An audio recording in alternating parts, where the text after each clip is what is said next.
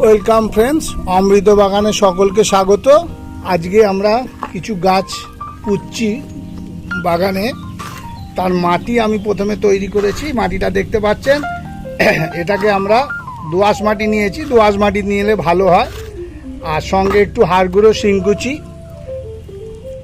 আর একটু vermi compost মিশিয়ে দিয়েছি, যাতে গাছের গ্রোথের জন্য সুবিধা হবে। আর এখন বর্ষাকাল, মোটামুটি গাছ একটু বৃষ্টি পেলে ধরে যায়। যাই হোক, আমরা মাটি তৈরি করে নিয়েছি, মাটি দিচ্ছি সবেই টবেতে অল্প করে। এবার আমরা একে একে গাছ পোঁতা শুরু করছি। প্রথমে আমরা এই অ্যাডেনিয়াম এনেছি, চায়না ভ্যারাইটি। ফুলগুলো খুব তাড়াতাড়ি ফোটে। সেইটা দিয়ে গাছ পোঁতাটা আমরা শুরু করছি।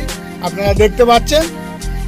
আপনাদের যে কোনো ধরনের গাছের রিলেটেড প্রশ্ন আমাদের এই চ্যানেলে জানাবেন, আমরা সেটার উত্তর দেবো। গাছের বৃদ্ধি সংক্রান্ত কী খাবার দিতে হবে, কী বৃত্তান্ত দিলে গাছ ভালো থাকবে, কখন কি সার দিতে হবে, সারের ভূমিকা কী, এগুলো সবই আপনারা এখানে প্রশ্ন করলে জানতে পারবেন। এই দেখতেই পাচ্ছেন খুব সুন্দরভাবে আমরা গাছটা পুঁতে ফেললাম। এবার যেহেতু এখন বর্ষাকাল, গাছ পুঁতে সবসময় একটু জল দেবেন। গাছ ভর্তি করে কিন্তু জল দেবেন। যখনই গাছ পুঁতবে জল দেবেন।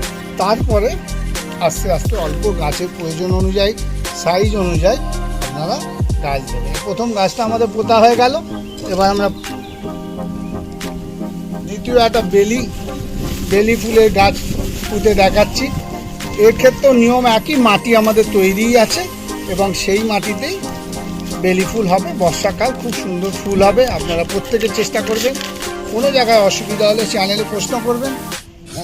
আমাদের অমৃত বাগানে আপনাদের ফুল কেমন লাগছে সেগুলো জানাবেন। ভালো লাগলে একটুখানি লাইক করবেন, সাবস্ক্রাইব করবেন। এগুলো করলে আমাদের উৎসাহ আরও বাড়বে।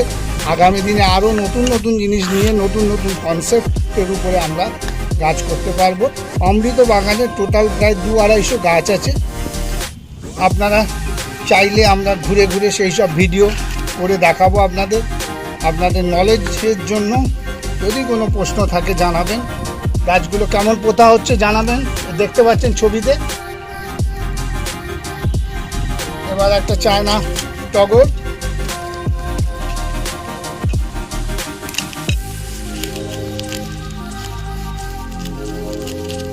সকলে দেখুন কেমন লাগছে। এবার ভালো লাগলে আজকে এই পর্যন্তই। আবার পরের দিনে নতুন ভিডিও নিয়ে আসবো। সকলকে ধন্যবাদ দেখার জন্য।